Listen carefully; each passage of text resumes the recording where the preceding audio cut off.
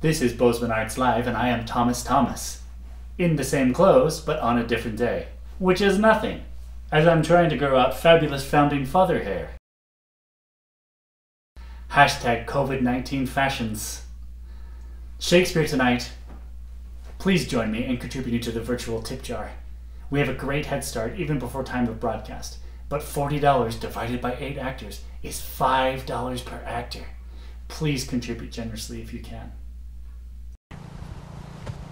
Hi, my name is Gretchen Minton, and I'm standing at the Story Mill Silos in Bozeman, Montana. At this post-industrial site in September of 2019, we premiered Timon of Anaconda. This is an adaptation of a Shakespeare play that he wrote with his contemporary Thomas Middleton in 1606. That play, Timon of Athens, is about the failures of friendship, of communities, and of economic systems. My adaptation is about all of those things too, but it is also about our failure to take care of our planet. Timon of Anaconda is set in Butte, Montana in the 1960s and 70s, and it focuses on the rise and fall of a mining mogul and his inability to see that his own actions have created the disaster to which he himself falls prey. The excess of human greed created an environmental disaster in Butte. Such stories, though, are not unique to Butte, and they certainly are not ending. The scale of the Anthropocene is staggering. What we see every day is the damages of carbon emissions, of pollution, of resource extraction.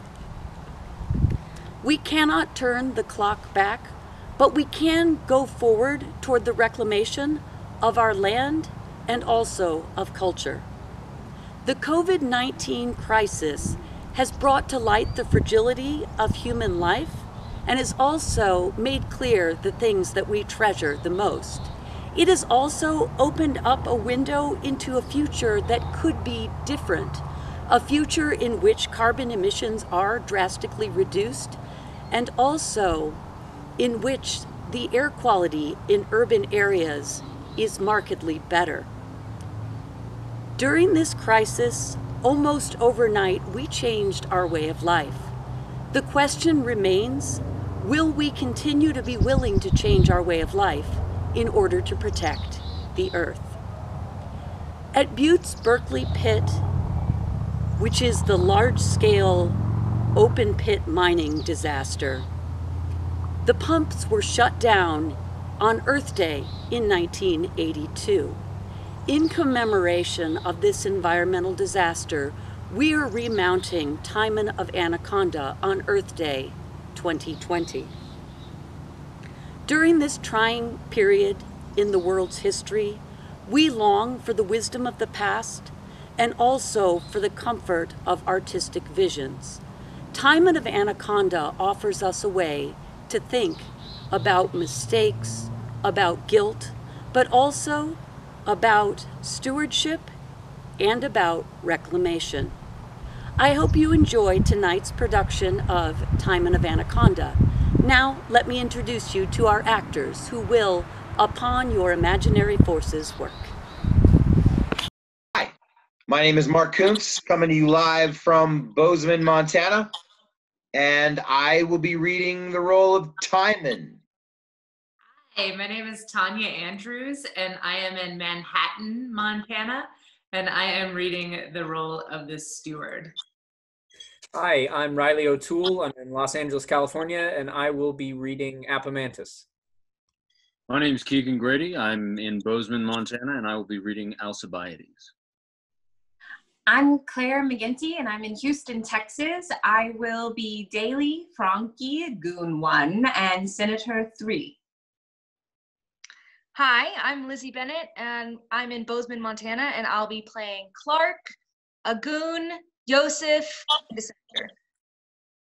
Hello, my name is Aaron Schur. I am in Livingston, Montana, and I will be playing or reading Heinze, a goon, and a senator.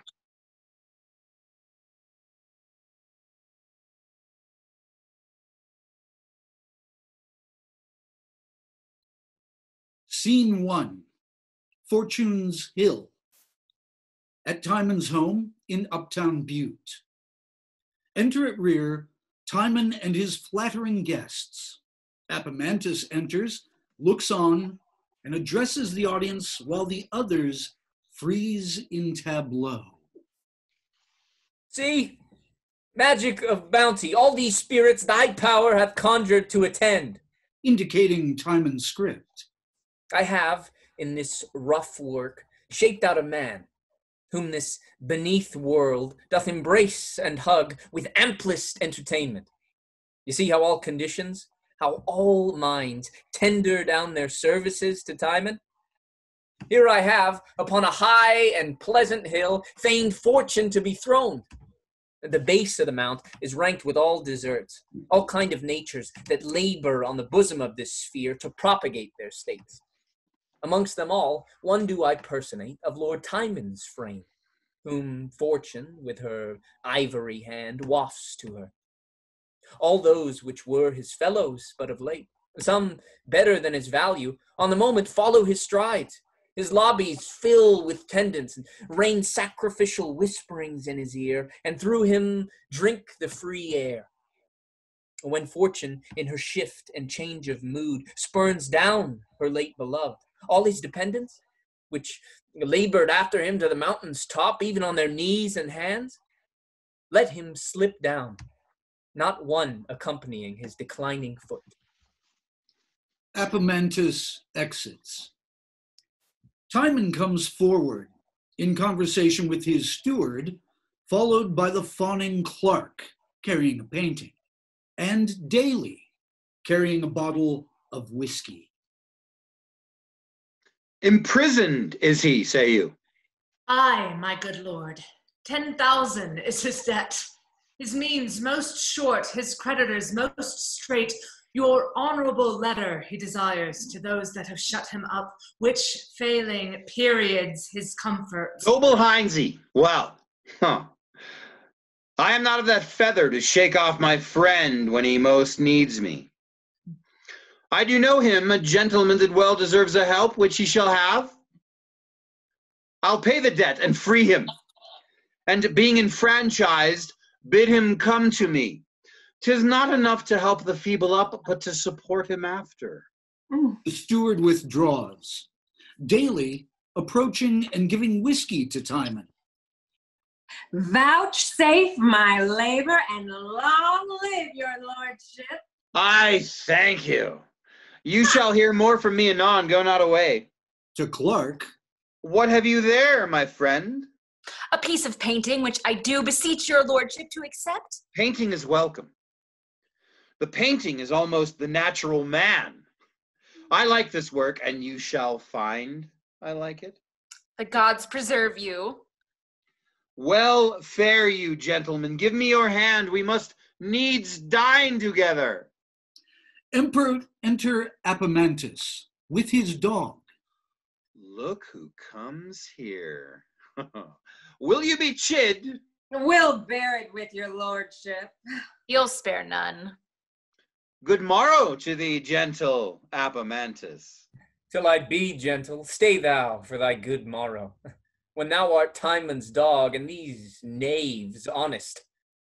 Why dost thou call them knaves? Thou knowest them not. Are they not Montanans? Yes. Well, then I repent not. You know me, Apemantus. Thou knowest I do. I called thee by thy name, dog.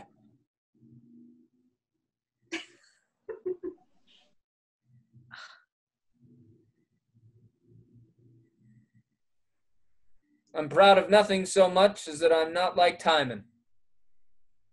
How likest thou this picture, Apemantus? Wrought he not well that painted it? Well, he wrought better that made the painter, and yet he's but a filthy piece of work. You're a dog.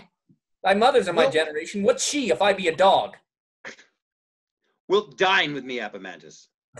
No, I eat not lords. Goes back into the audience with his dog. Timon to the guests. You must needs dine with me. Go not you hence till I have thanked you. I am joyful of your sights. Enter Alcibiades. Most welcome, Alcibiades. Sir, you have saved my longing, and I feed most hungrily on your sight. Right welcome, sir. Ere we depart, we'll share a bounteous time in different pleasures. Pray you, let us in. Exit all but Daly and Clark. Come, shall we in and taste Lord Timon's bounty? He outgoes the very heart of nature. Oh, he pours it out. Plutus, the god of gold, is but his steward. No meed, but he repays sevenfold above itself. No gift to him, but breeds the giver a return exceeding all use of quittance.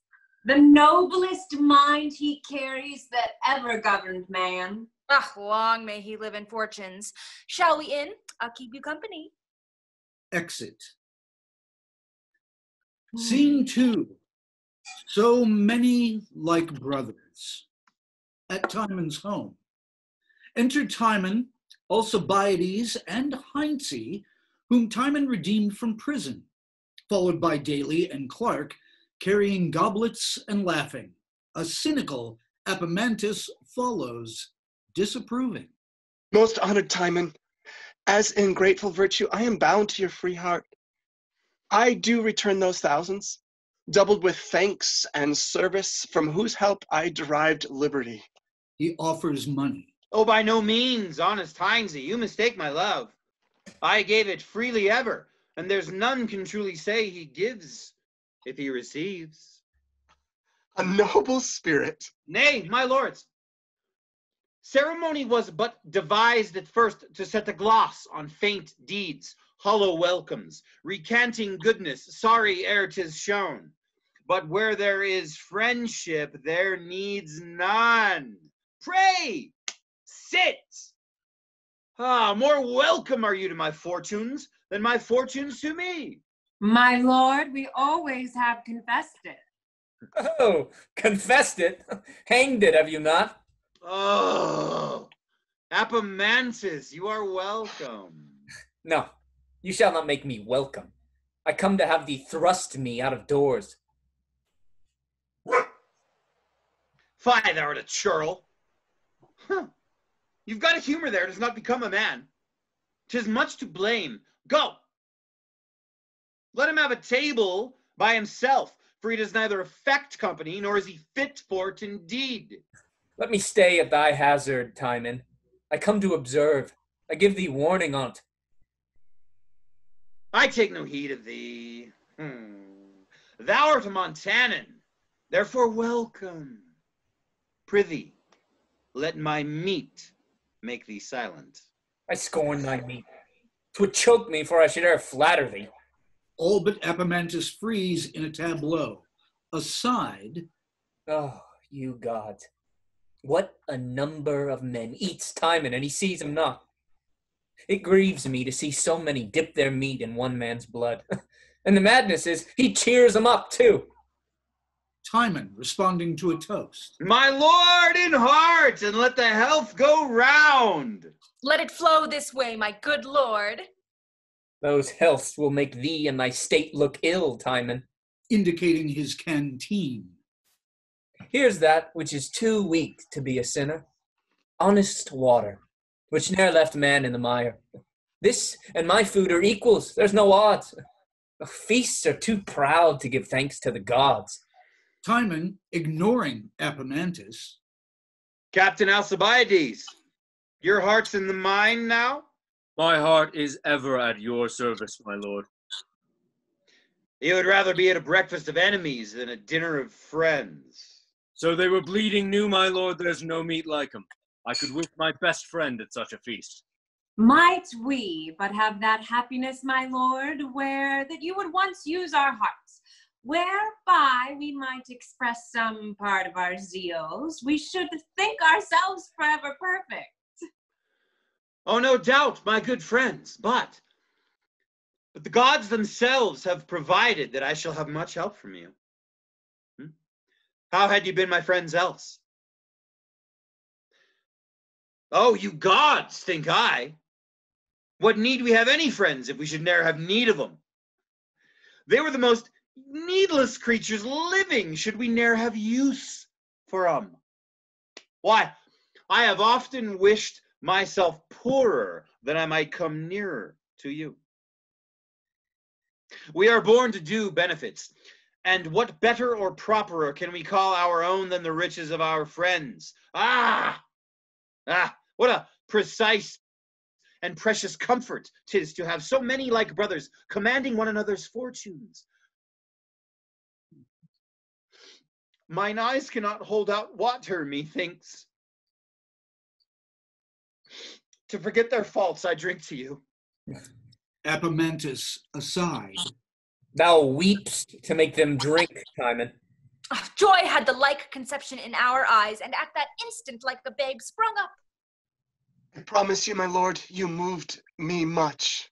Epimentus aside. Much. You see, my lord, how ample your beloved. Party and dancing commences. Tableau. Epimentus observing the wild party. Holy day. What a sweep of vanity comes this way. They dance? They are mad people. We make ourselves fools to disport ourselves and spend our flatteries to drink those men upon whose age we void it up again with poisonous spite and envy. Who lives that's not depraved or depraves?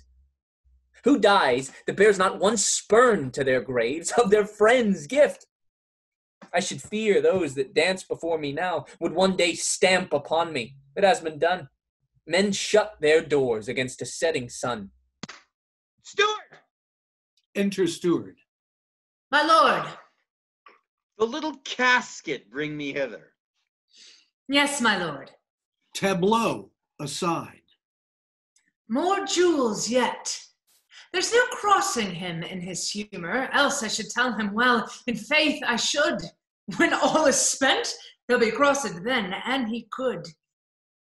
'Tis pity bounty had not eyes behind, that man might ne'er be wretched for his mind. He retrieves the casket and gives it to Timon. Oh, my friends. I have one word to say to you. To Daly. Look you, my good lord, I must entreat you, honor me so much as to advance this jewel. Accept it and wear it, kind my lord. I am so far already in your gifts. Oh, so are we all. The steward aside to Timon. I beseech your honor, vouchsafe me a word. It does concern you near. Near? Why then, another time I'll hear thee. I prithee, let's be provided to show them entertainment. Steward aside. I scarce know how. May it please your honor, out of my free love, I present to you 4 milk-white horses tracked in silver. I shall accept them fairly. To steward. Let the presents be worthily entertained. Please you, my lord, I entreat your company tomorrow to hunt with me, for I have sent your honor 2 brace of greyhounds. I'll hunt with you. To steward. And let them be received, not without fair reward. Tableau. What will this come to? He commands us to provide and give great gifts, and all out of an empty coffer. Nor will he know his purse, nor yield me this, to show him what a beggar his heart is. Being of no power to make his wishes good, his promises fly so beyond his state that what he speaks is all in debt. He owes for every word. He's so kind that he now pays interest for it. His lands in their books. Happier is he that has no friends to feed than such that do e'en enemies exceed. I bleed inwardly for my lord. Timon, offering a fur to Clark. Here, my lord, a trifle of our love. Oh, with more than common thanks, I will receive it. Oh, he's the very soul of bounty. Timon to Daly. And now I remember, my lord, you gave good words the other day of a bay courser I rode on. 'Tis yours because you liked it. Oh, I beseech you, pardon me, my lord, in that.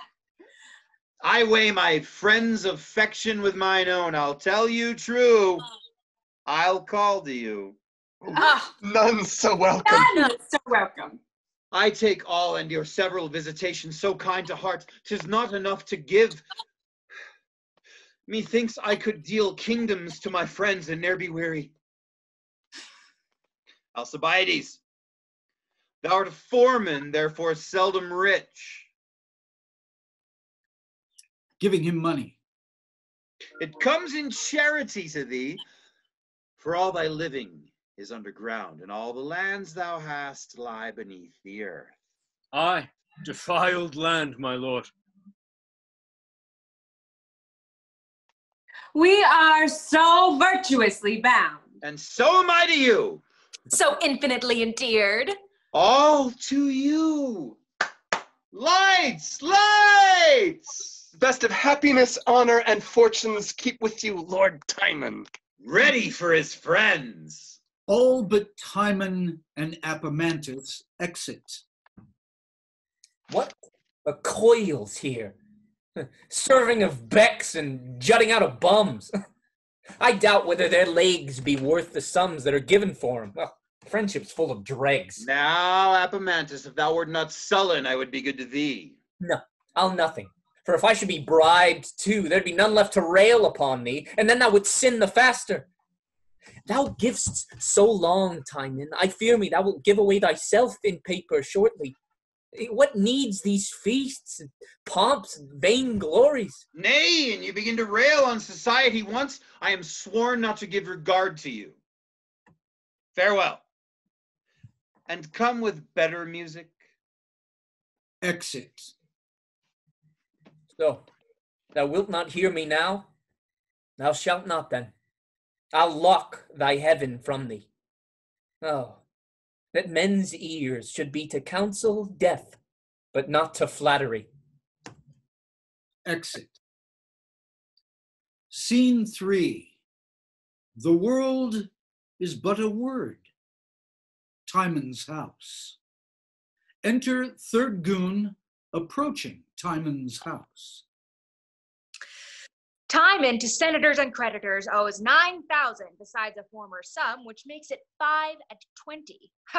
My master says, get on your cloak and haste you to Lord Timon. Importune him of my monies. Be not ceased with slight denial. I love and honor him, but must not break my back to heal his finger. Immediate are my needs, and my relief must not be tossed and turned to me in words, but find supply immediate. I do fear, when Timon's every feather sticks in his own wing, Lord Timon will be left a naked gull which flashes now a phoenix.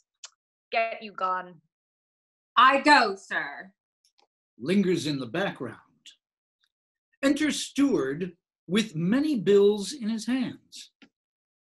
No care, no stop, so senseless of expense, that he will neither know how to maintain it, nor cease his flow of riot. Never mind was to be so unwise, to be so kind. What shall be done? I must be round with him. Now he's home from hunting. Fie, fie, fie. Exit.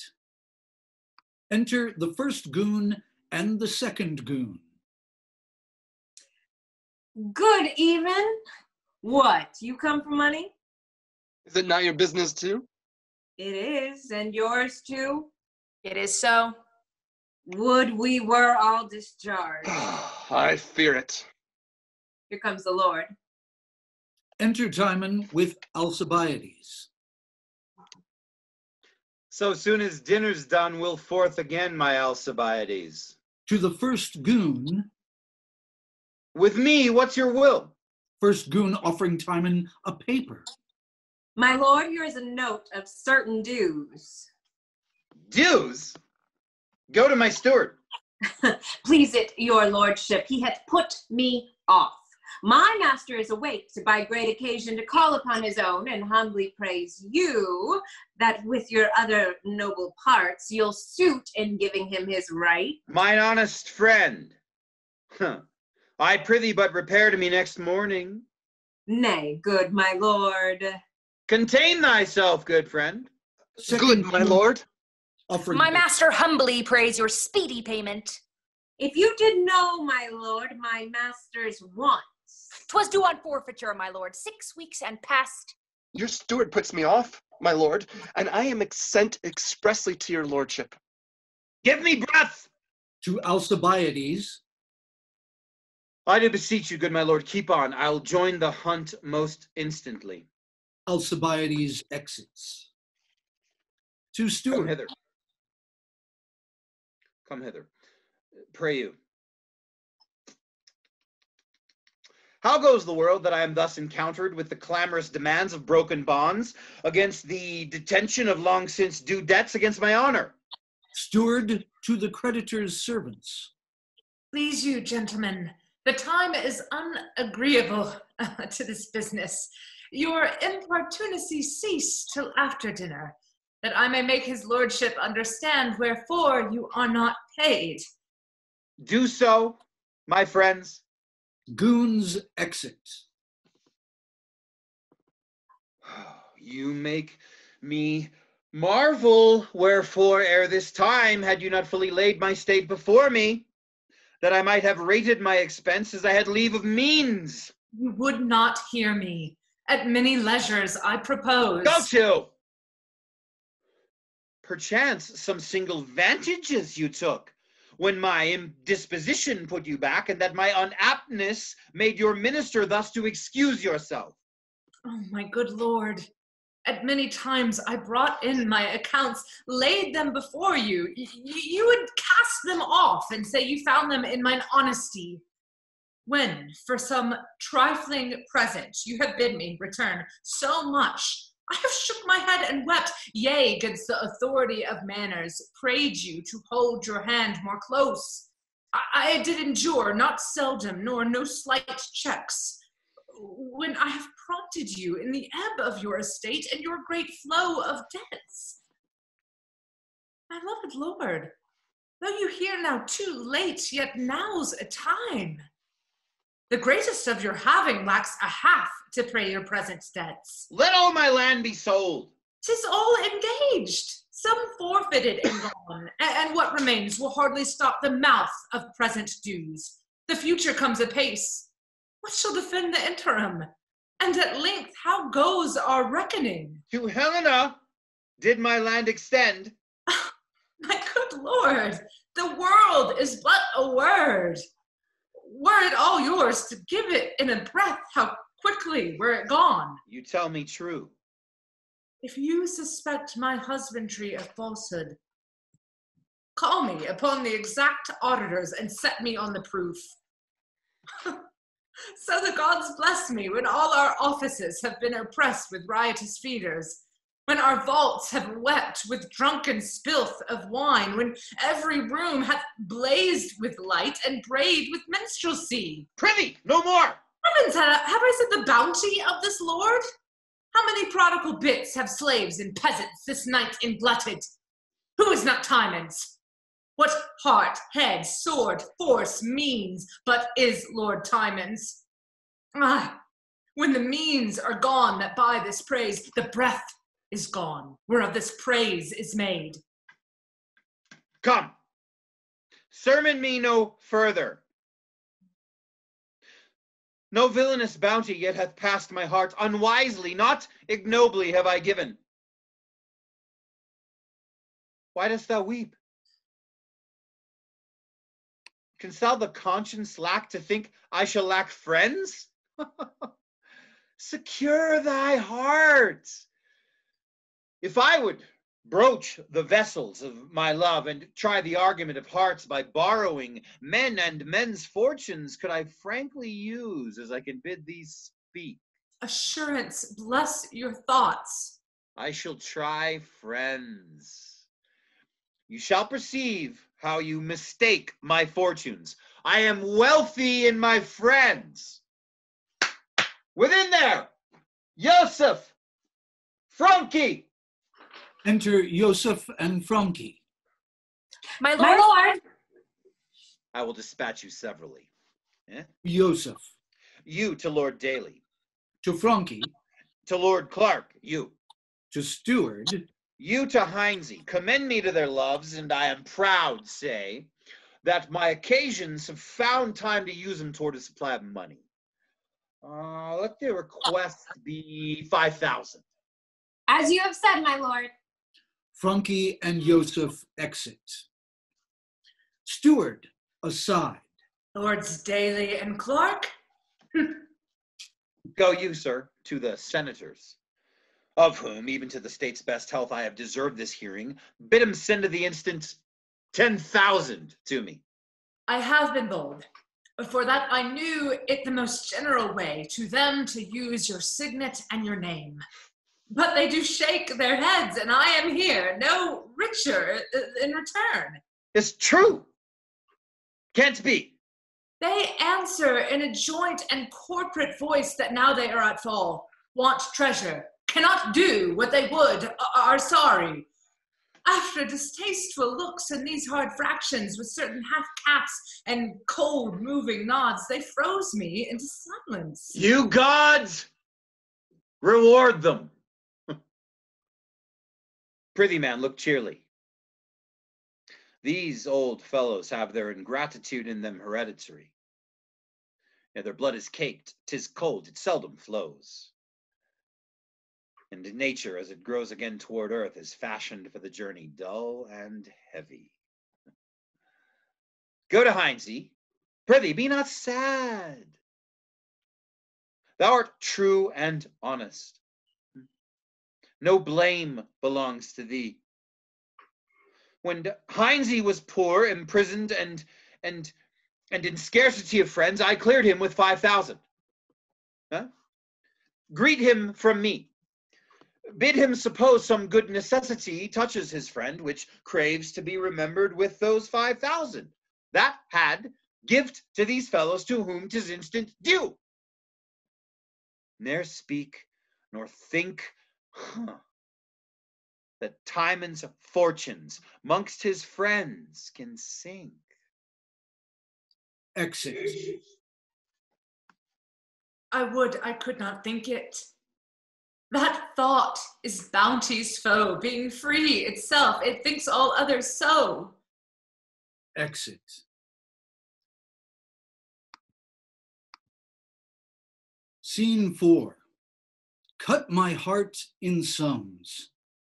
At the homes of Timon's friends, Clark, Daly, Heinze, then at Timon's home. Enter Frankie, carrying a box, approaching Clark. Clark, aside. One of Lord Timon's men? A gift, I warrant. Oh, why, this hits right. I dreamt of a silver basin, and you were tonight. Frankie, honest Frankie, you are very respectably welcome, sir. And how does that honorable, complete, free-hearted gentleman of Anaconda, thy very bountiful good lord and master?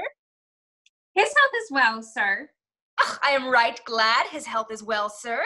And what hast thou there under thy cloak, pretty Frankie?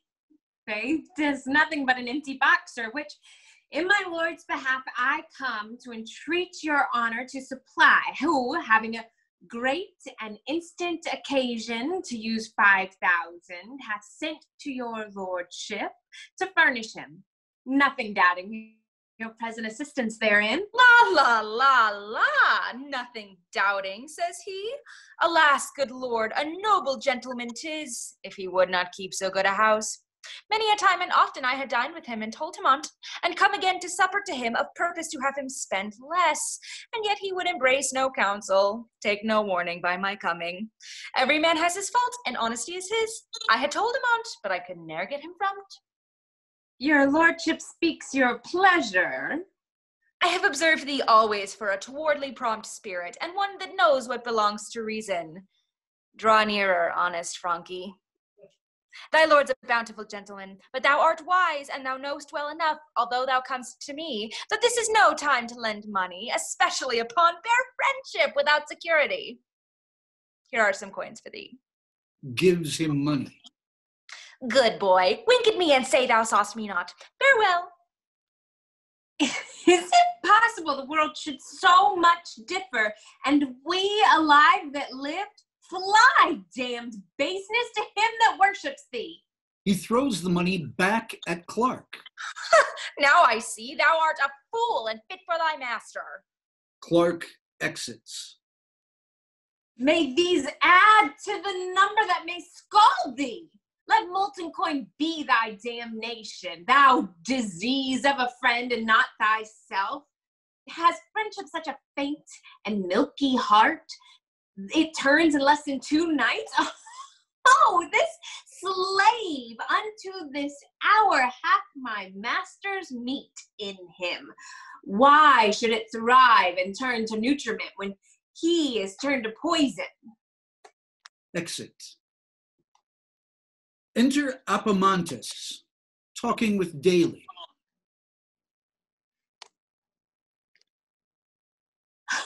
Oh, the Lord Timon. I can tell you one thing, my lord, and which I hear from common rumors. Now Lord Timon's happy hours are done and past, and his estate shrinks from him. Oh, fine, no. Do not believe it. He cannot want for money. But believe you this, my lord, not long ago, one of his men was with the Lord Clark to borrow 5,000. Nay, urged extremely for it, and showed what necessity belonged to it, and yet was denied. How? I tell you, denied, my lord. Denied? That honorable man? There was very little honor showed in it. For mine own part, I must needs confess I have received some small kindnesses from him, as money and plate jewels and such like trifles, nothing compared to his.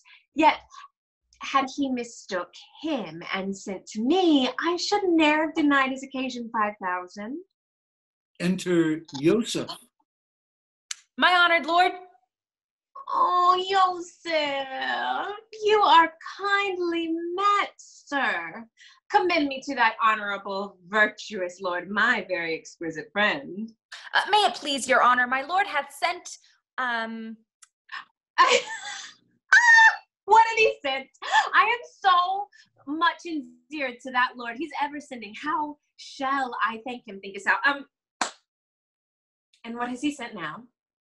He's only sent his present occasion now, my lord, requesting your lordship to supply his instant use of 5,000.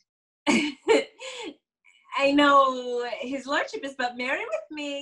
He cannot want for 5,000. But in the meantime, he wants less, my lord. If his occasion were not virtuous, I should not urge it half so faithfully. Dost thou speak seriously, Yosef? Upon my soul, 'tis true, sir. Oh,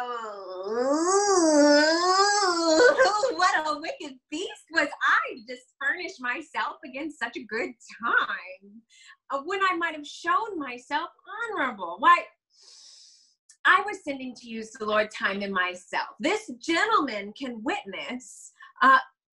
Commend me bountifully to his good lordship, and tell him this from me. I count it as one of my greatest afflictions, say,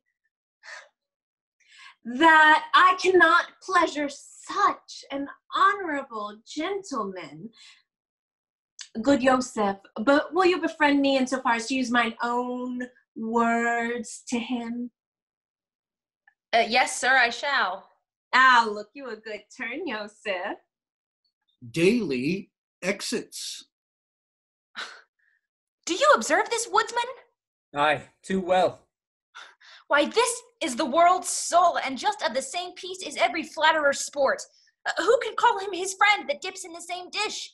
For, in my knowing, Timon has supported his estate. Nay, Timon's money has paid his men their wages. He ne'er drinks but Timon's silver treads upon his lip, and yet, oh, see the monstrousness of men when he looks out in an ungrateful shape. He does deny him in respect of his, what charitable men abhor to beggars. For mine own part, I never tasted Timon in my life, nor came any of his bounties over me to mark me for his friend. But I perceive men must learn now with pity to dispense, for policy sits above conscience. Exit Enter steward with Heinze.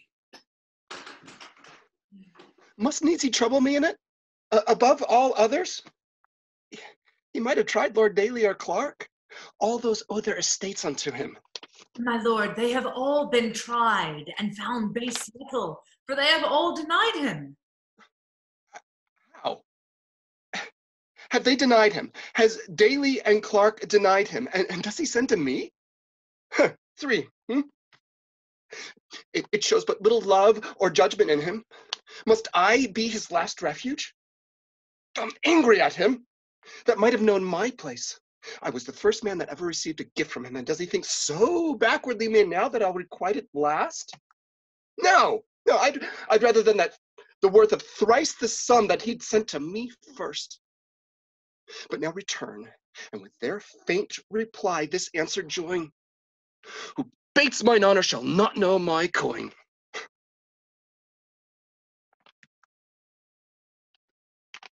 Exit. Excellent. How fairly this lord strives to appear foul, like those that under hot ardent steel would set whole realms on fire. Of such a nature is his politic love. This was my lord's best hope, now all are fled. And this is all a liberal course allows. He who cannot keep his wealth must keep his house. Exit.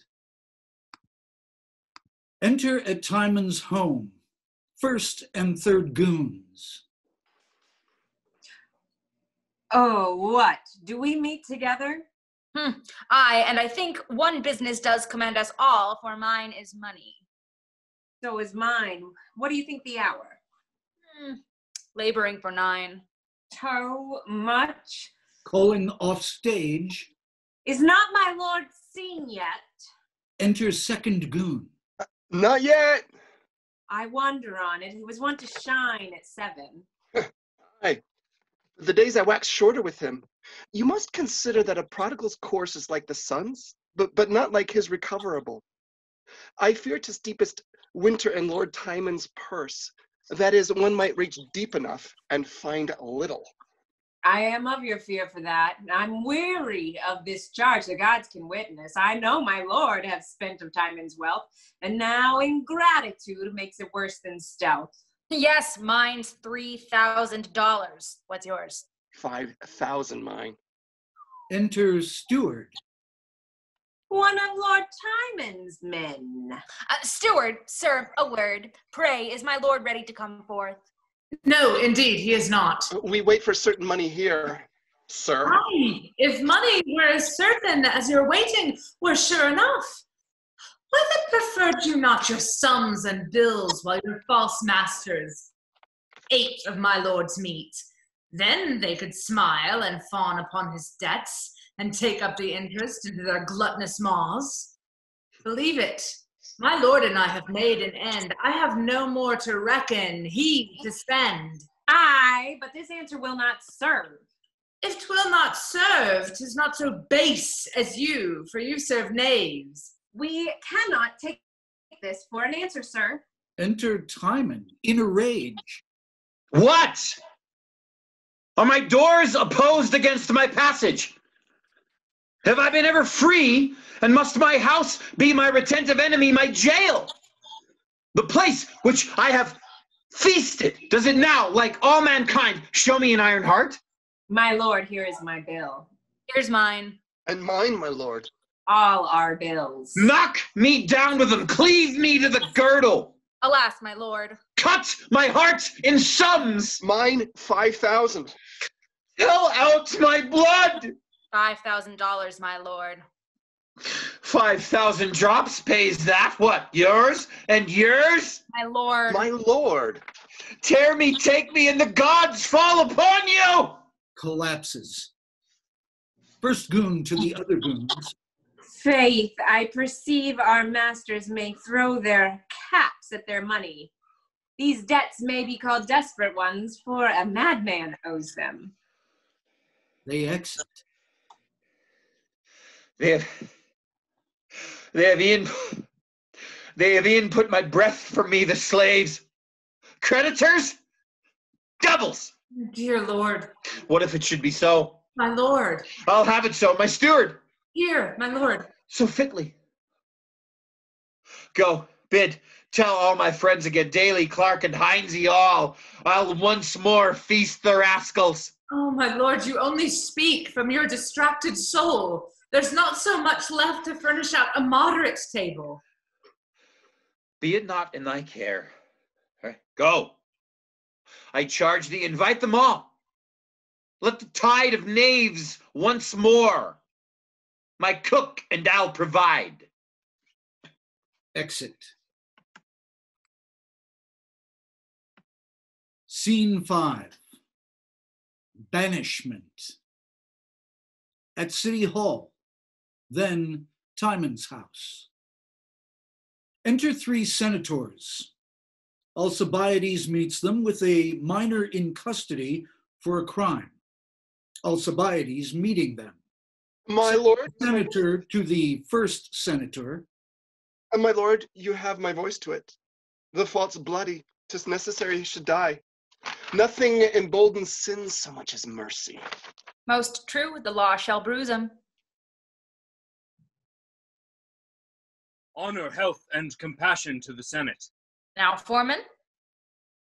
I am an humble suitor to your virtues, for pity is the virtue of the law, and none but tyrants use it cruelly. It pleases time and fortune to fall heavy upon a friend of mine, who in hot blood hath stepped into the law. He is a man, setting his fault aside, of comely virtues. You undergo too strict a paradox, striving to make an ugly deed look fair. Your words have took such pains as if they labored to bring arson into glory. My lord. You cannot make gross sins look clear. To revenge is no glory but to bear. My lords, then, under favor, pardon me if I speak like a foreman. If there be such valor in the bearing, why work we underground? Why then women are more valiant that stay at home, if bearing carry it. The ass more foreman than the lion, the felon loaden with irons wiser than the judge, if wisdom be in suffering. Oh, my lords, as you are great, be pitifully good. To kill, I grant it, sin's extremest gust, but in defense, at working, 'tis most just. To be in anger is impiety, but who is man that is not angry? Weigh but the crime with this. You breathe in vain. In vain? He's done fair service, and from these hills pulled o'er and risked his life. How full of valor did he bear himself in the last disaster, and made plenteous wounds. He has made too much plenty with him. He's a sworn rioter. He has a sin that often drowns him and takes his valor prisoner. He has been known to commit outrages and cherish factions. 'Tis inferred to us his days are foul and his drink dangerous. He dies. Hard fate. He might have died at work. My lords, if not for any parts in him, take my deserts to his and join 'em both. And, for I know your reverend ages love security, I'll pawn my experience, all my honor to you upon his good returns. If by this crime he owes the law his life, why, let the company receive it in valiant gore, for law is strict and business nothing more. We are for the law. He dies. Urge it no more on height of our displeasure. Friend or brother, he forfeits his own blood that spills another. Must it be so?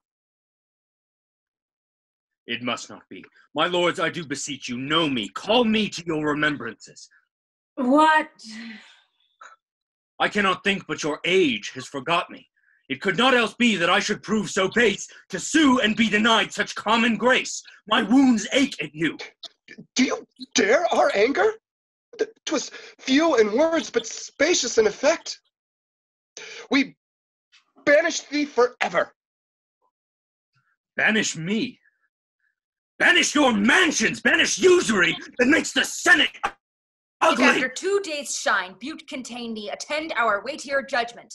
And, not to swell our spirit, he shall be executed presently. The senators exit. Ugh! I'm worse than mad. I have kept back their collapse while they have told their money and let out their coin upon large interest. Myself, rich only in large hurts. All those for this. Is this the balsam that the usuring Senate pours in foemen's wounds? Banishment. It comes not ill. I hate not to be punished. It is a cause worthy my spleen and fury that I may strike at Anaconda. I'll cheer up my discontented workers and lay for aught. 'Tis honor with most lands to be at odds. Workers should brook as little wrongs as gods. Exit. Enter Daly and Clark at Timon's house. The good time of day to you, sir. I also wish it to you. I think this honorable lord did but try us this other day. Upon that were my thoughts tiring when we encountered. I hope it is not so low with him as he made it seem in the trial of his several friends. It should not be by the persuasion of his new feasting. I should think so. He hath sent me an earnest inviting. I am sorry, when he sent to borrow of me, that my provision was out. Oh, I am sick of that grief too. As I understand how all things go. Every man hears so. What would he have borrowed of you? 5,000. 5,000? What of you? He sent to me, sir. Here he comes. Enter Timon. Gentlemen both, how fare you? Ever at the best, hearing well of your lordship. The swallow follows not the summer more willing than we, your lordship. I hope it remains not unkindly with your lordship that I returned you an empty messenger. Oh, sir. Let it not trouble you. Let it not trouble you. My most honorable lord, I mean sick of shame that when your lordship this other day sent to me, I was so unfortunate a beggar. Think not on't, sir. If you had sent but 2 hours before. Let it not cumber your better remembrance. The banquet brought in by the steward. Timon walks aside to help arrange everything. Come, bring in all together. Clark to Daly. All covered dishes. Royal cheer, I'll warrant you. Doubt not that, if money and the season can yield it. Pintsy. How do you? What's the news? Alcibiades is banished. Hear you of it? Alcibiades banished. So, be sure of it. How? I pray you, upon what? My worthy friends, will you draw near? I'll tell you more anon. Here is a noble feast toward. This is the old man still. Will it hold? Will it hold? Each man to his stool, with that spur as he would to the lip of his mistress. Make not a city feast of it to let the meat cool ere we can agree upon the first place. Sit! Sit! They sit at the banquet table. The gods require our thanks. You great benefactors, sprinkle our society with thankfulness. Lend to each man enough that one need not lend to another. Make the meat be beloved more than the man that gives it. Let no assembly of 20 be without a score of villains. The rest of your foes, O gods, the senators of Anaconda, together with the common lag of people, what is amiss in them suitable for destruction? For these, my present friends, as they are to me nothing, so in nothing bless them, and to nothing are they welcome. Uncover, dogs, and lap. The dishes are uncovered. They contain only water and stone. Timon begins throwing their hats, furs, and jewels, and upsetting the banquet table. What does his lordship mean? I know not. May you a better feast never behold, you knot of mouth friends. Smoke and lukewarm water is your perfection. This is Timon's last, who, stuck and spangled with your flatteries, washes it off and sprinkles in your faces your reeking villainy. He throws water into their faces. Live loathed and long, most smiling, smooth, detested parasites. Courteous destroyers, affable wolves, meek bears, you fools of fortune. Trench your friends, time's flies, cap and knee slaves, vapors, and minute jacks. Of man and beast, the infinite malady crust you, quietor! Timon overturns the table. They start to exit. What? Dost thou go? Soft, take thy physic first. Throwing things. Thou, too, and thou. Burn, house, sink, Butte. Henceforth hated be of Timon, men and all humanity. He exits. How now, my lords? Know you the quality of Lord Timon's fury? Push, did you see my cap? I have lost my fur. He's but a mad lord.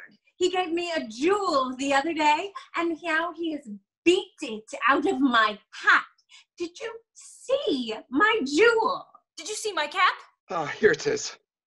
Oh, Let's make no stay. Lord Timon's mad. I feel it upon my bones. One day he gives us diamonds. The next day, stones. Exit. Scene 6. Exile. On the outskirts of Butte. Enter Timon.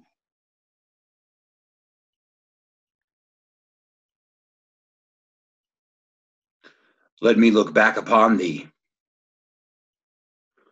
O thou wall that girdles in those wolves, dive in the earth and fence not Butte. Matrons, turn incontinent. Obedience, fail in children. Slaves and fools, pluck the grave wrinkled senate from the bench and minister in their steads. Piety and fear. Religion to the gods, peace, justice, truth, domestic awe, night rest, and neighborhood. Instruction, manners, mysteries, and trades. Degrees, observances, customs, and laws. Decline to your confounding contraries, and let confusion live. Plagues, incident to men. Your potent and infectious fevers heap on Butte, ripe for stroke, lust, and liberty. Creep in the minds and marrows of our youth, that against the stream of virtue strive and drown themselves in riot.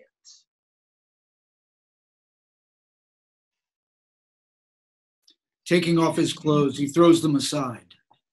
Nothing I'll bear from thee but nakedness, thou detestable town. Take thou that too, with multiplying bands. Timon will to the woods, where he shall find the unkindest beast, more kinder than mankind. The gods confound, hear me, you good gods all. The gods confound the Montanans both within and out that wall, and grant as Timon grows, his hate may grow to the whole race of mankind, high and low. Amen. Exit. Timon seeks somewhere further away from the city, hoping for a pure wilderness unspoiled by humans. Enter at Columbia Gardens, the steward with Joseph and Frankie. Hear you, Master Steward. Where's our master? Are we undone, cast off, nothing remaining? Alack, my fellows, what should I say to you? Let me be recorded by the righteous gods. I am as poor as you. Such a house broke? So noble a master fallen? All gone and not one friend to take his fortune by the arm and go along with him?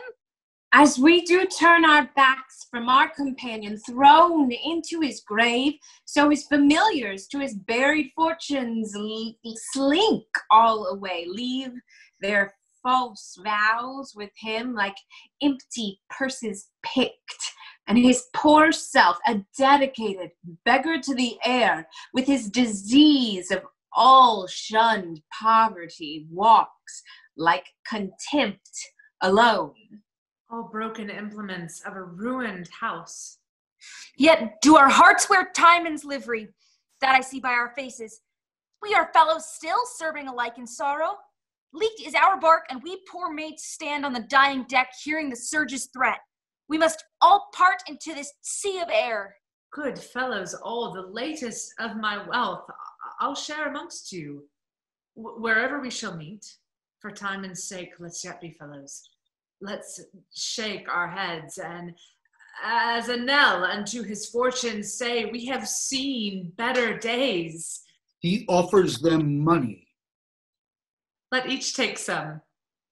Nay, put out your hands. Not one word more.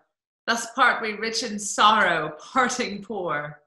Joseph and Frankie embrace, steward, and they part several ways. Oh, the fierce wretchedness that glory brings us. Who would not wish to be from wealth exempt, since riches point to misery and contempt? Poor, honest Lord, brought low by his own heart, undone by goodness, strange, unusual blood when man's worst sin as he does too much good. My dearest Lord, blessed to be most accursed, rich only to be wretched. Alas, kind Lord, he's flung in rage from this ungrateful seat of monstrous friends, nor has he with him to supply his life, nor that which can command it. I'll follow and inquire him out. I'll ever serve his mind with my best will. Whilst I have gold, I'll be his steward still. Exit. Enter Timon, outside the city, with a pickaxe. O blessed breeding sun, draw from the earth rotten humidity. Below thy sister's orb infect the air. Not nature, to whom all sores lay siege, can bear great fortune, but by contempt of nature. Who dares? Who dares? Who dares in purity of manhood stand upright and say, this man's a flatterer? If one be, so are they all. There's nothing level in our cursed natures but direct villainy. Therefore be abhorred all feasts, societies, and throngs of men. His semblance, yea, himself, Timon disdains. Destruction, fang mankind. Earth, yield me roots. He digs. Who seeks for better of thee, sauce thy palate with the most operant poison. He digs up rocks in which mineral deposits are clearly visible. What is here? Gold? Yellow, glittering, precious gold? No! No! Roots! You clear heavens! Thus much of this will make black white, foul, fair, wrong, right, base, noble, old, young, coward, valiant. Ha! Why this? Why this yellow slave will knit and break religions? Bless the accursed. Make the whore leprosy adored. Place thieves and give them title, knee, and approbation with senators on the bench. Come, damned earth, thou common whore of mankind that puts odds against the rout of nations. I will make thee do thy right nature. A chant is heard off stage. Ah! A drum? Thou'rt quick. But yet I'll bury thee. He buries the treasure, keeping some out. Nay, stay thou out for earnest. Enter Alcibiades, who is leading a labor strike against Butte. He's seeking justice for himself, but also for law enforcement, workers who have been ill-treated by Anaconda's officials. What art thou there? Speak. A beast as thou art. The canker gnaw thy heart for showing me again the eyes of man. What is thy name? Is man so hateful to thee that art thyself a man? I am a misanthrope and hate mankind. For thy part, I do wish thou wert a dog, that I might love thee something. I know thee well. I know thee too. And more than that, I know thee. I not desire to know.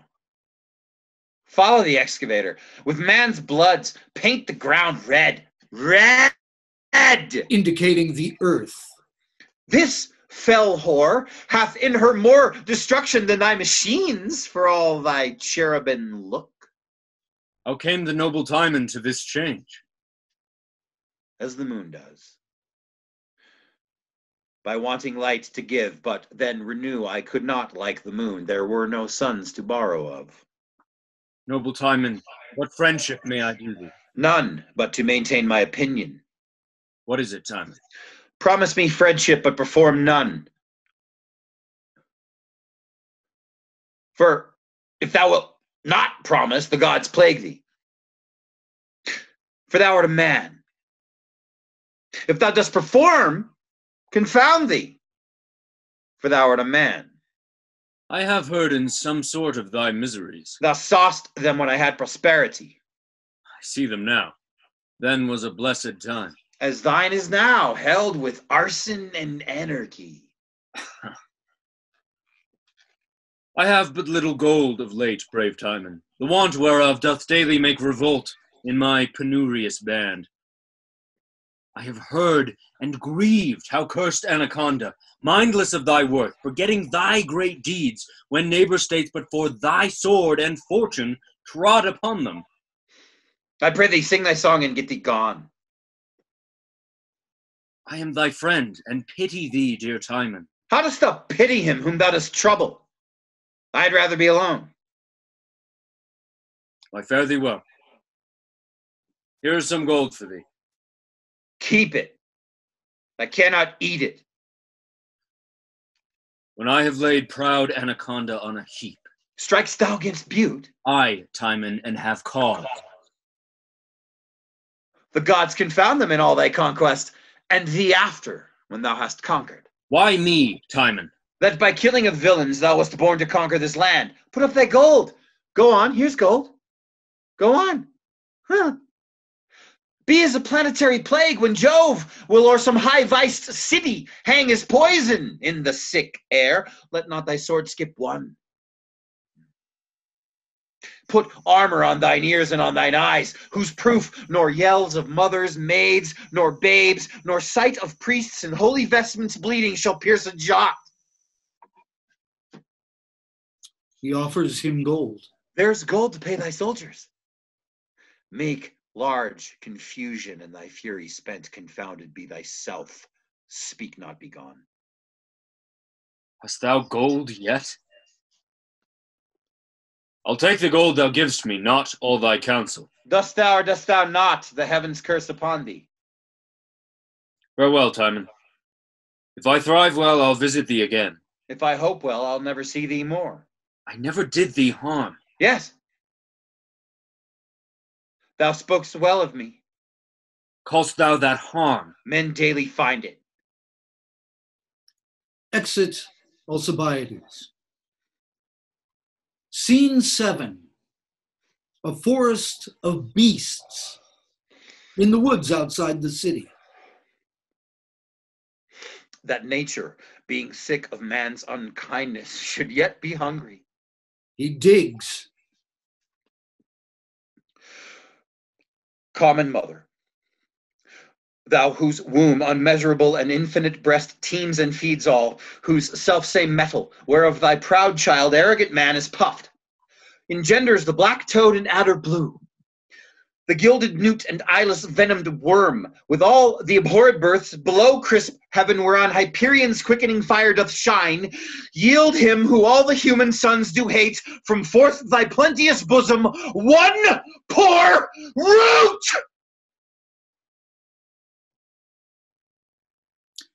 Enter 3 goons, More man. just as outlaws. Plague, plague, plague. He turns his back and pretends not to see them. Where should he have this gold? It is some poor fragment, some slender ort of his remainder. The mere want of gold and the falling from of his friends drove him into this melancholy. It is noised he hath a mass of treasure. Let us make the essay upon him. If he care not for it, he will supply us easily. If he covetously guard it, how shall we get it?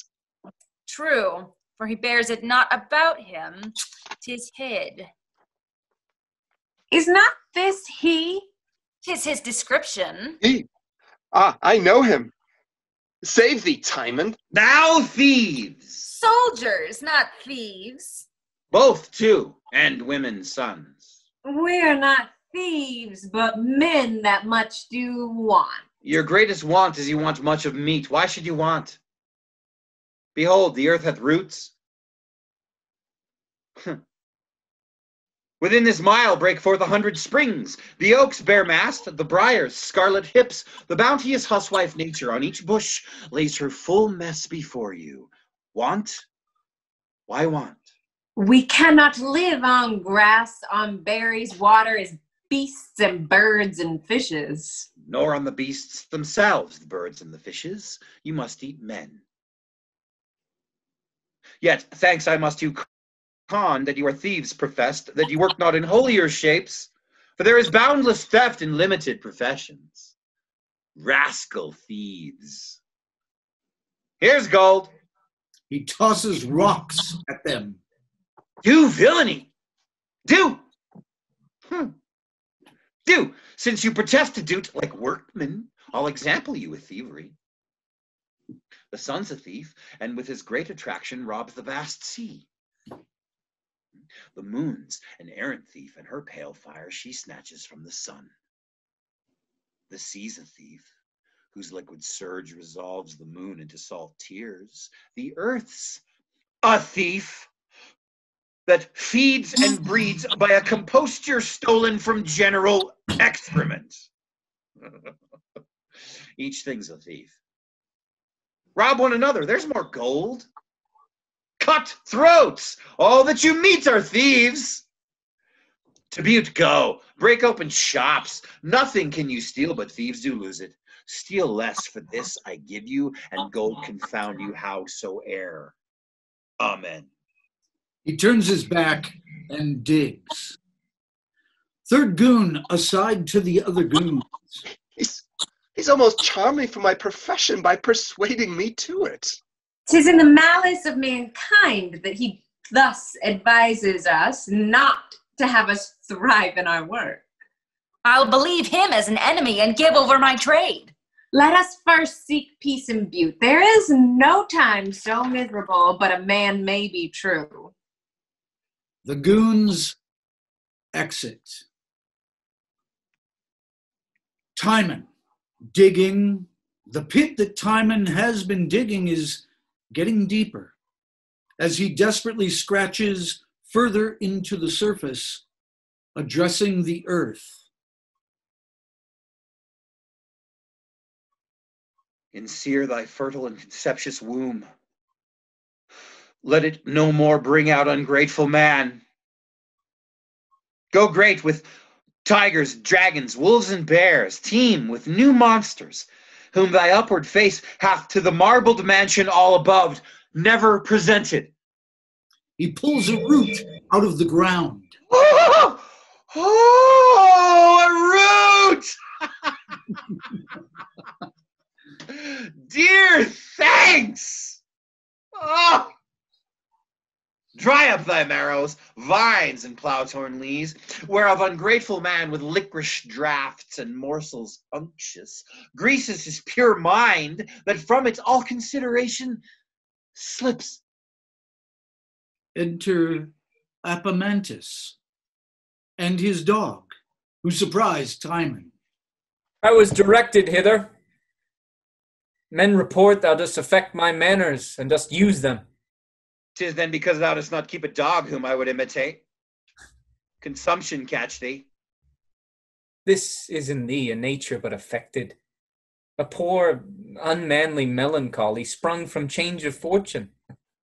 Why this spade, this place, this slave-like habit, and these looks of care? Thy flatterers yet wear silk, drink wine, lie soft, hug their diseased perfumes, and have forgot that ever Timon was. Shame not these woods by putting on the cunning of a carper. Thou gavest thine ears, like tapsters that bade welcome, to knaves and all approachers. 'Tis most just that thou turn rascal. Hadst thou wealth again, rascals should have it. Do not assume my likeness. Were I like thee, I'd throw away myself. Thou hast cast away thyself, being like thyself a madman so long, now a fool. What, think'st that the bleak air, thy boisterous chamberlain, will put thy shirt on warm? Will these mossed trees that have outlived the eagle page thy heels and skip when thou point'st out? And will the cold brook, candied with ice, coddle thy morning taste to cure thy o'ernight surfeit? Call the creatures whose naked natures live in all the spite of wreakful heaven, whose bare, unhoused trunks to the conflicting elements exposed, answer mere nature. Bid them flatter thee. Oh, thou shalt find. A fool of thee. Depart. I love thee better now than e'er I did. I hate thee worse. Why dost thou seek me out? To vex thee. If thou didst put this sour, cold habit on to castigate thy pride, 'twere well. But thou dost it enforcedly. Thou wouldst courtier be again, wert thou not beggar. Willing misery outlives uncertain pomp, is crowned before. Thou shouldst desire to die, being miserable. Not by his breath that is more miserable. Thou art a slave whom fortune's tender arm with favor never clasped, but bred a dog. But myself, who had the world as my confectionery, the mouths, the tongues, the eyes, and hearts of men a duty. More than I could frame employment, that numberless upon me stuck, as leaves do on the oak, have with one winter's brush fell from their boughs and left me open, bare for every storm that blows. I to bear this, that never knew but better is some burden. Thy nature did commence in sufferance. Time hath made thee hardened. Why shouldst thou hate men? They never flattered thee. What hast thou given? Art thou proud yet? I, that I am not thee. Were all the wealth I have shut up in thee, I'd give thee leave to hang it. Get thee gone. He gnaws a root. That the whole life of Montana were in this, thus would I eat it. Apamantis offering food. Here, I'll mend thy feast. First mend my company, take away thyself. What wouldst thou have to Butte? Thee, thither, in a whirlwind. If thou wilt, tell them there I have gold. Indicating his treasure. Why, so I have. Here is no use for gold. The best and truest, for here it sleeps and does no hired harm. Where liest the nights, Timon? Under that's above me. Where feedst thou at days, Apamantis? Where my stomach finds meat, or rather, where I eat it. Would poison were obedient and knew my mind. Where wouldst thou send it? To sauce thy dishes. The middle of humanity thou never knewest, but the extremity of both ends. He offers food again. There's food for thee. Eat it. On what I hate, I feed not. What wouldst thou do with the world, Epamantis, if it lay in thy power? Give it to beasts, to be rid of the men. Wouldst thou have thyself fall in the confusion of men and remain a beast with the beasts? Aye, Timon. A beastly ambition, which the gods grant thee attain to. During this speech, the dog transfers its affection to Timon. If thou wert the lamb, the fox would eat thee. If thou wert the fox, still thou livedst but as a breakfast to the wolf. If thou wert the wolf, thy greediness would afflict thee, and oft thou shouldst hazard thy life for thy dinner. Wert thou a bear, thou wouldst be seized by the lion. If thou wert the lion, the fox would beguile thee. What beast couldst thou be that were not subject to a beast? And what a beast art thou already that seest not thy loss in thy transformation? If thou couldst please me with speaking to me, thou mightst have hit upon it here. The Commonwealth of Montana is become a forest of beasts. How has the ass broke the wall that thou art out of the city? The plague of company light upon thee. I'll fear to catch it and give way. When I know not what else to do, I'll see thee again. When there is nothing living but thee, thou shalt be welcome. I'd rather be a beggar's dog than Epamantis. Thou art the cap of all the fools alive. Would thou were clean enough to spit upon? There is no leprosy but what thou speakst. If I name thee, I'd beat thee, but I should infect my hands. I would my tongue could rot them off. Away, thou issue of a mangy dog. Choler does kill me that thou art alive. I swoon to see thee. Oh, would thou wouldst burst. Away, thou tedious rogue. I am sorry I shall lose a stone by thee. Beast. Slave. Toad. Rogue. Rogue. Rogue, thy back, I prithee. Live and love thy misery. Long live and so die. I am quit.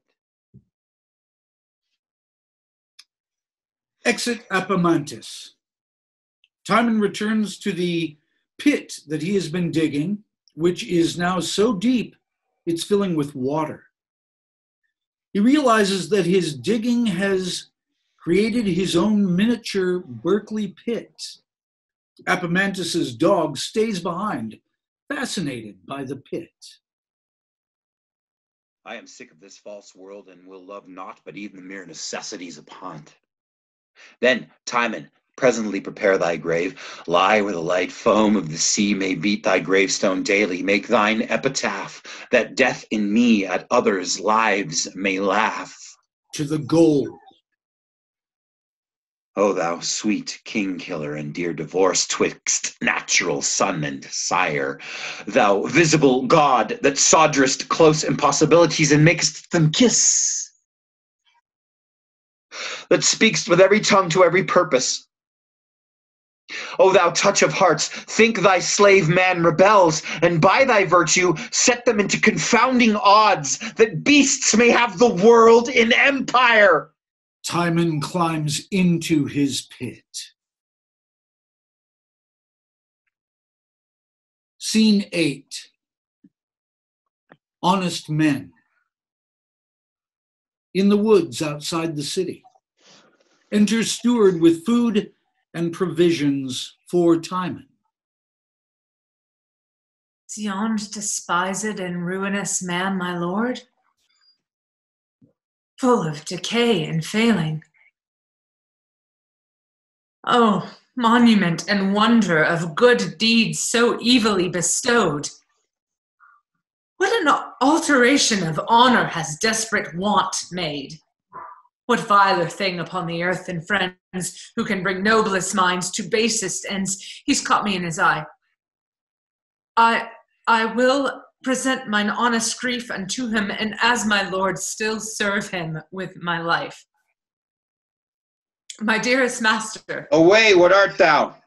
Have you forgot me, sir? Why dost ask that? I have forgot all men. Then if thou grant thou art a man, I have forgot thee. An honest poor servant of yours. Then I know thee not.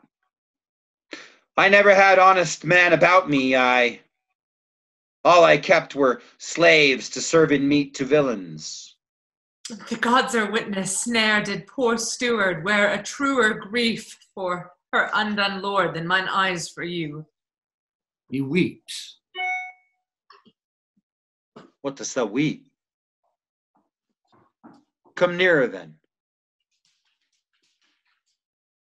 I love thee because thou art a woman and disclaim'st flinty mankind, whose eyes do never give but through lust and laughter, pities sleeping. Strange times that weep with laughing, not with weeping. I beg of you to know me, good my lord, to accept my grief, and whilst this poor wealth lasts, to entertain me as your steward still. He offers food. Had I a steward so true? So just and now so comfortable? It almost turns my dangerous nature mild. Let me behold thy face.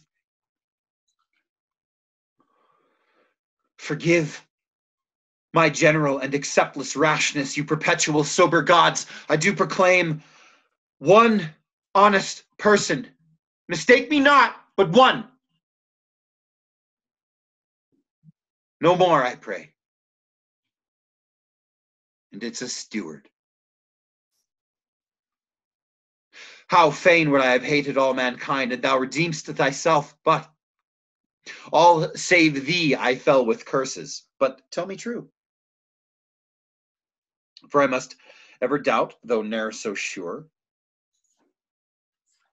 Is not thy kindness subtle, covetous, a usuring kindness, and as rich men deal gifts, expecting in return 20 for 1? No, my most noble master, in whose breast doubt and suspect are last placed too late. Suspect still comes where an estate is leased. That which I show, heaven knows, is merely love, duty, and zeal to your unmatched mind, care of your food and living. And believe it, for any benefit that points to me, either in hope or present, I'd exchange for this one wish, that you had power and wealth to requite me by making rich yourself. Look thee, 'tis so. Thou singly honest one, here, take. Timon offers gold. Go. Live rich and happy. But thus conditioned, thou shalt build from men. Hate all, curse all, show charity to none, but let the famished flesh slide from the bone ere thou relieve the beggar. Give to dogs what thou deniest to men, let the prisons swallow 'em. Debts wither 'em to nothing. Be men like blasted woods, and may diseases lick up their false bloods. And so farewell and thrive. Let me say something to you, my lord. If thou hatest curses, stay not. Fly whilst thou art blessed and free. Ne'er see thou man, and let me ne'er see thee. Timon withdraws to his pit. The steward remains.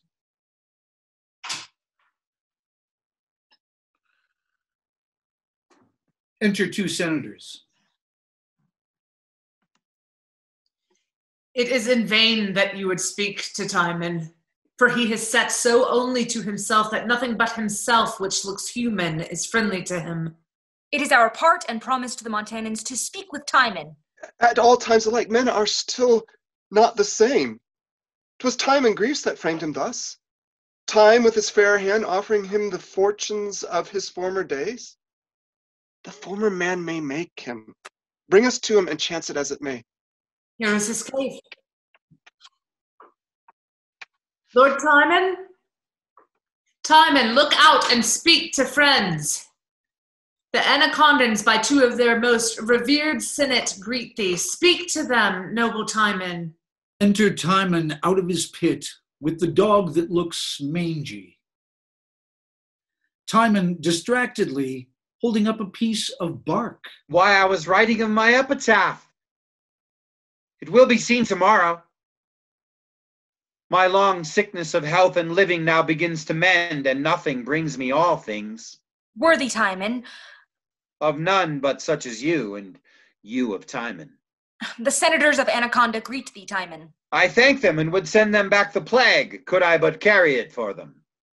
The senators with one consent of love entreat thee back to Butte, who have thought on special dignities which vacant lie for thy best use and wearing. They confess toward thee forgetfulness too general gross, and send forth us to make their sorrowed render. Aye, even such heaps and sums of love and wealth, as shall to thee blot out what wrongs were theirs, and write in thee the figures of fair love. Therefore so please thee to return with us, and of our Anaconda, thine and ours, to take the captainship. Thou shalt be met with thanks, allowed with absolute power, and thy good name live with authority. So soon we shall drive back of Alcibiades, the approach is wild, who like a boar too savage doth root up his city's peace. And shakes a threatening sword against the walls of Butte. Therefore, Timon. Well, sir, I will. Therefore I will, sir. Thus, if Alcibiades kill my countrymen, let Alcibiades know this of Timon, that Timon cares not. But if he sack fair Butte, and take our goodly aged men by the beards, giving our holy virgins to the stain of contumelious, beastly, mad-brained war, I cannot choose but tell him that I care not. The steward to the senators. Say not, all's in vain. Be Alcibiades your plague, you his, and so last so long enough. We speak in vain. But yet I love my country, and am not one that rejoices in the common rack, as common brute doth put it. That's well spoke. Commend me to my loving countrymen, and tell them that to ease them of their griefs, their fears of hostile strokes, their aches, losses, their pangs of love with other incident throes that nature's fragile vessel doth sustain in life's uncertain voyage, I will some kindness do them. I'll teach them to prevent wild Alcibiades' wrath. An aside to the second senator by the first senator. I like this well. He will return again. Timon indicating the bark. Have a tree, which grows here in my clothes, that mine own use invites me to cut down, and shortly must I fell it. Tell my friends, tell Butte, in the sequence of degree from high to low throughout, that whoso please to stop affliction, let him take his haste. Come hither ere my tree hath felt the axe, and hang himself. I pray you do my greeting. The steward to the senators. Trouble him no further, thus you still shall find him. Exit steward.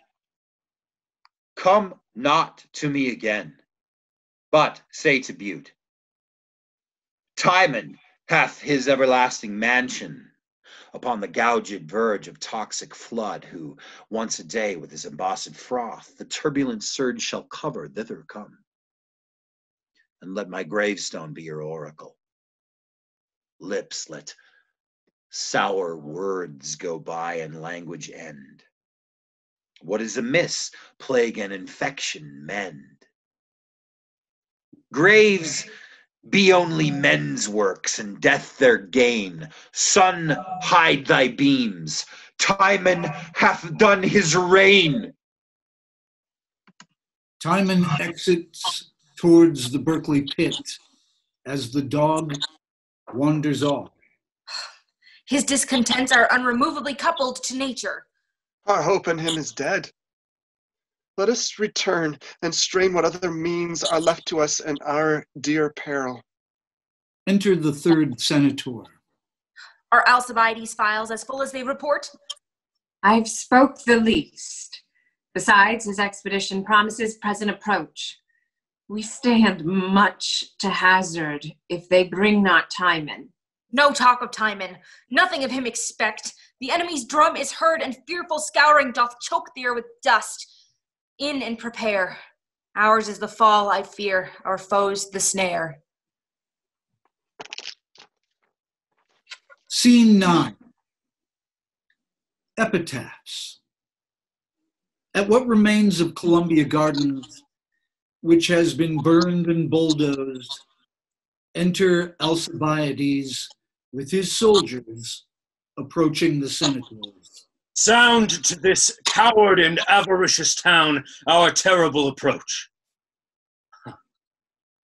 Till now, you have gone on and filled the time with all oppressive measure, making your wills the scope of justice. Till now, myself and such as slept within the shadow of your arm have worked with our skilled arms and breathed our sufferance vainly. Now the time is flush, when crouching marrow in the bearer strong cries of itself, no more! Most noble one, when thy first griefs were but a mere conceit, ere thou hadst power, or we had cause of fear, we sent to thee to give thy rages balm, to wipe out our ingratitude with loves above their quantity. We are not all unkind, nor all deserve the common economic woe.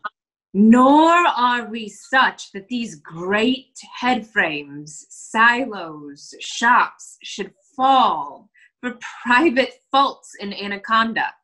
Then, dear foreman, bring in thy ranks, but leave without thy rage. Spare thy Montanan cradle and your kin.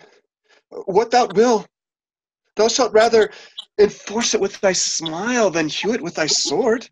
All thy workers shall make their labor in our town till we have sealed thy full desire. Alcibiades reads the contract they hand him, which clearly indicates a signal of bribery from the senators. Alcibiades capitulates not out of self-interest, but because he believes this is necessary and it's a step in supporting his cause. Those enemies of Timon's and mine own, whom you yourselves shall set out for reproof, fall, and no more. 'Tis most nobly spoken. Proceed and keep your words. Exit 2 of the senators. Enter the steward. My noble foreman, Timon is dead, entombed upon the very hem of the sea, and on his gravestone this insculpture. Hands him a piece of bark with writing on it. Here lie I, Timon, who alive all living men did hate. Pass by and curse thy fill, but pass and stay not here thy gate. This well expresses in thee thy latter spirits. Dead is noble Timon, of whose memory hereafter more. He discards the bark, perhaps in receptacle to the senators. Bring me into your city, and I will build the company anew, make land breed wealth eternally for you. Alcibiades and the senators exit to Butte. Dead then, Gesturing to the Berkeley pit, and this his grave. picking up a piece of the bark and examining it more carefully. What's on this tomb? Timon is dead, who hath outstretched his span. Some beast, read this, there does not live a man.